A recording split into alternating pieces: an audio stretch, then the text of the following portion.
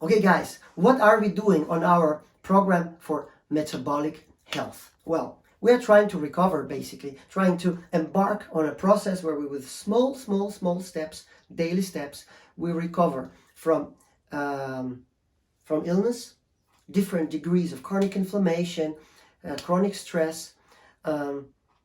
We used to talk about, the symptoms of the disease. In reality, all of those symptoms of chronic disease, they are the symptoms of one big illness, which is called metabolic syndrome. And we are working with reversal of metabolic syndrome. So here, there's many different aspects. We are connecting the dots. But today, I'm going to talk about two very crucial aspects. The first one is about nutrition. And what I'm going to tell you is that to reverse to normal metabolic health, we need to take care of normalization of pH, acidity of the stomach. Without that, we cannot digest properly, all of the macronutrients that we really going to thrive on. That's the first aspect. Normalizing pH, it has to be very low, around 1.5 or 2 pH. And we call it high stomach acidity or low pH. Okay? And the second aspect is connecting the dots of psychological satisfaction with physiological satisfaction. So all the foods that we are doing and that's my system. I call it School of Gentle Cooking, where I'm in our app. You are receiving the videos of myself performing in the kitchen in a way that we connect those dots. So our food is really satisfying when we're talking about the quality that we used to talk when we're talking about food. It's basically they are satiating psychologically. It tastes really good. And we're connecting this also with physiological satisfaction, which means we are satisfying the needs of all of our body cells with vitamins, minerals, all the micronutrients and all the macronutrients to make energy on the level of cells and mitochondria. Okay, so these two aspects. The first one is normalization of stomach acidity, and the second one is to connect the need for psychological satisfaction with physiological satisfaction. Yourself and your cells, basically. So how can we do this? Well, I have a system that is called essential ketogenic nutrition. And essential means that we are taking only the essential micronutrients and macronutrients that are essential for our body. We cannot do without. And the other aspect of it is it's an elimination realm. And elimination is about eliminating all the inhibitors of transformation of active passive enzymes and hormones into active forms. We have lots of inhibitors in plant foods, and we call it anti-nutrients. But we also have anti-nutrients in animal foods. Really interesting. And that's what I'm going to talk about today, because we have in our eggs, we have 4 of those inhibitors. And that's what I'm going to talk about today. And the inhibitors that will not allow to basically to digest and to use all the good packages of vitamins and minerals in our meats that we are using. Okay, let's try to talk about eggs. Now we have an ecological egg here, and we have egg yolks and egg whites. So I'm telling you, if you have any symptoms of metabolic disease, you lack energy, you have problems with your skin, you have any kind of symptoms of metabolic syndrome, you have to dispose of the egg whites and only eat the yolks. Now, why should you do that? I will give you 4 very good aspects. Why? So, look, in the egg whites, we have 4 anti-nutrients. And we used to talk about anti-nutrients in the world of plants. But you see, there's also in eggs, it's a world of basically of an animal world. But there's also anti-nutrients. And for people that have some degrees of metabolic disease, some symptoms, for example, gut permeability, can have a pretty valuable addition to, or pretty strong addition to inflammation. So when we take those 4 inhibitors and anti-nutrients, antivitamins from circulation by disposing of egg whites, we are actually controlling the situation in a good way. So let me tell you about those 4. And the first one is called ovoflavin. Second one is avidin. Third one is transferrin. And fourth one is called protease inhibitor, many of them. Let me tell you about ovoflavin. So basically ovoflavin, it means, it comes from the egg. Ovo in Latin is egg. So this flavin is coming from egg, and it's an antivitamin for riboflavin. And what is riboflavin? Riboflavin is the vitamin that you know is called vitamin B2. And that's a vitamin responsible for normal energy production, normal recuperation of the cell health, of normal cell division. And you see, when you normal, also skin, the health of membranes, and one of those very important membranes. If you have skin problems, it's a problem with your membrane, and maybe one of the aspects of this skin problem is a lack of availability of vitamin B2. So maybe you are eating the sources of vitamin B2, like for example liver and eggs, but at the same time, when you're consuming egg whites, this ovoflavin, which is an inhibitor of the normal digestion of riboflavin, vitamin B2. Wow! So when you're talking about energy, you know, stable energy throughout the day, normal bioavailability of vitamin B2. When you have problems with, for example, cancer cell overgrowth, that's a problem with division of the cells, abnormal division of the cells. Maybe one of the aspects is the lack of vitamin B2. If you have skin problems, maybe one of the aspects is the lack of normal bioavailability of vitamin B2. You are eating it, but it's basically not coming into your cells. Why? Could be one of the problems, at least, is ovoflavin in the egg whites. Second one is avidin. And avidin is actually antivitamin for biotin. And everybody, you heard about biotin, is vitamin B7, B8, or H, is also called vitamin H. What does it mean? It's actually a water-soluble vitamin that helps us to digest fats. Wow, it's not a fat-soluble vitamin helping digesting fat. No, it's a water-soluble vitamin helping digesting fats and helping digesting amino acids, protein. Wow, fantastic. When we dispose of the whites, we dispose of this avidin that doesn't give us the possibility, basically, to normally provide vitamin B7, B8, biotin for the cell, for normal cell health. Fantastic. Now, what else do we dispose of? The third one we dispose of by disposing the egg for egg whites. It's transferrin.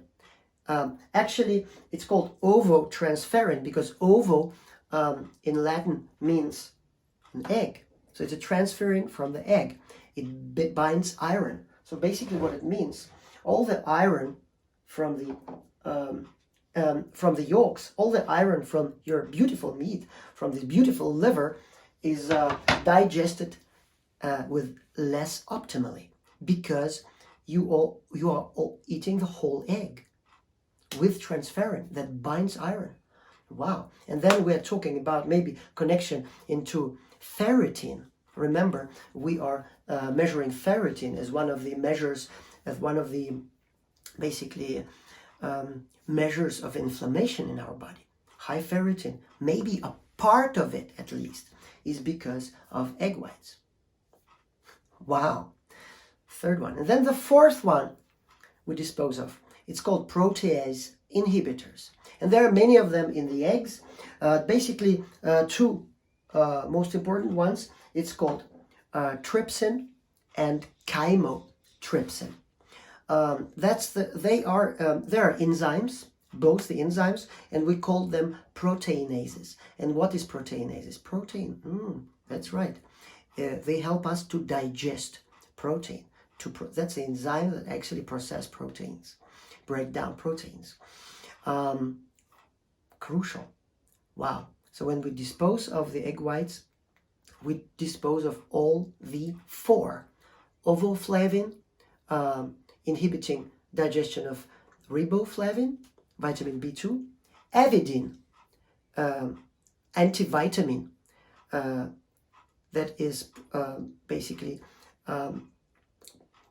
not allowing to digest biotin, right? And that's a vitamin B7, B8, or H. Transferrin, or ovotransferrin, binds iron. And protease inhibitors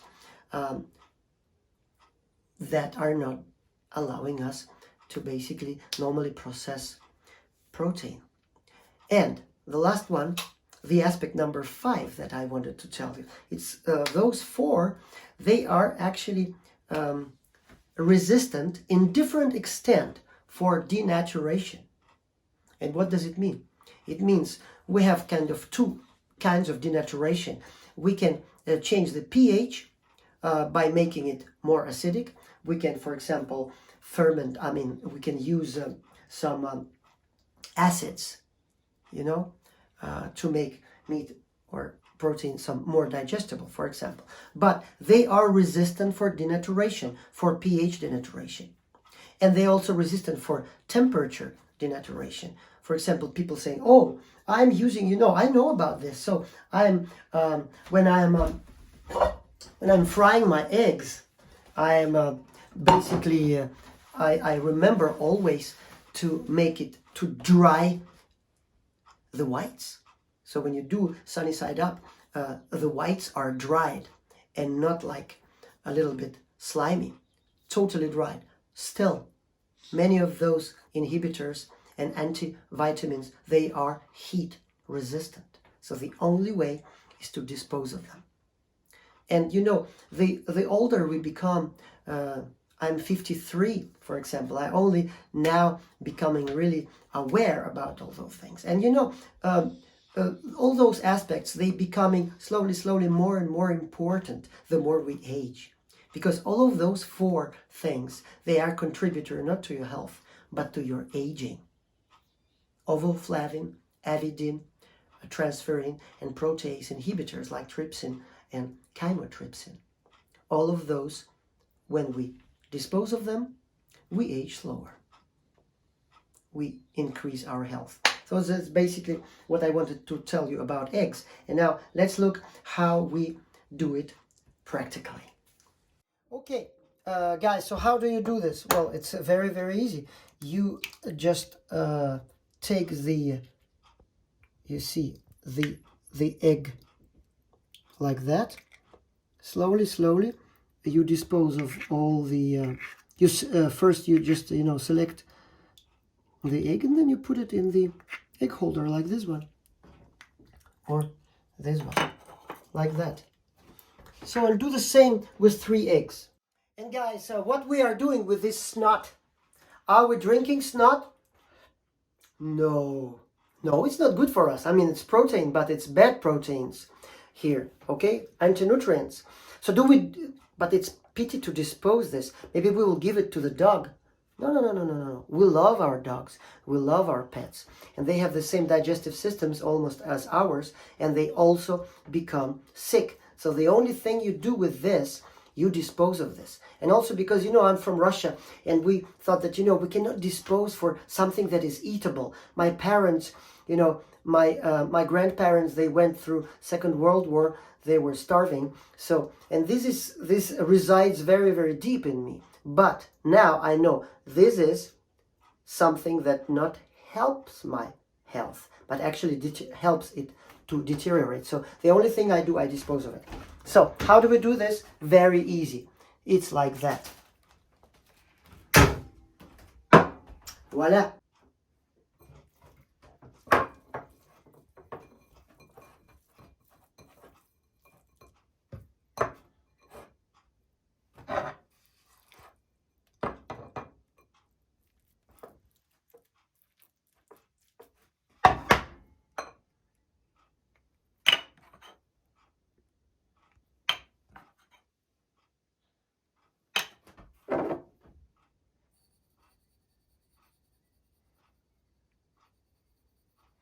Voila.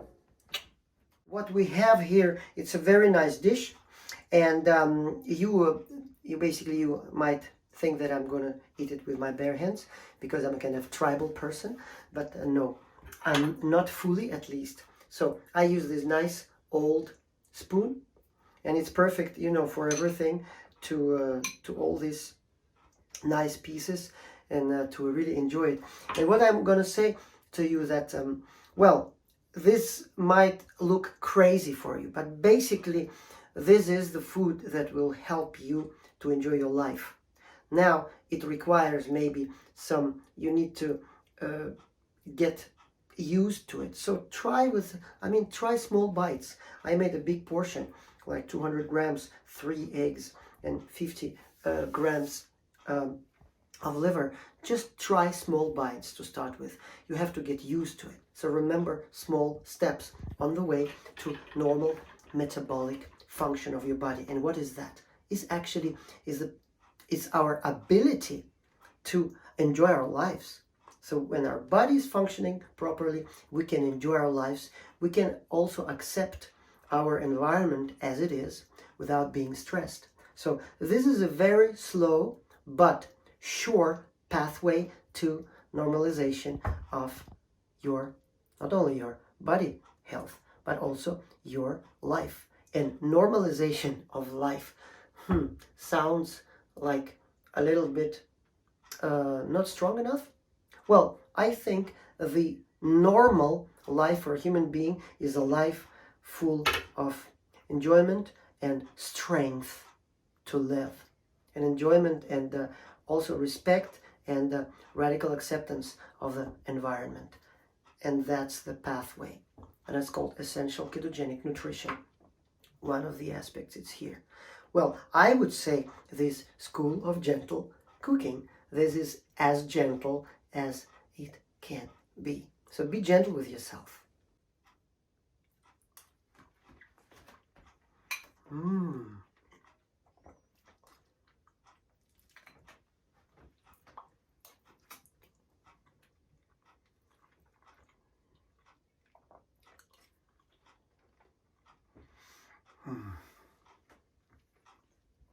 Wow.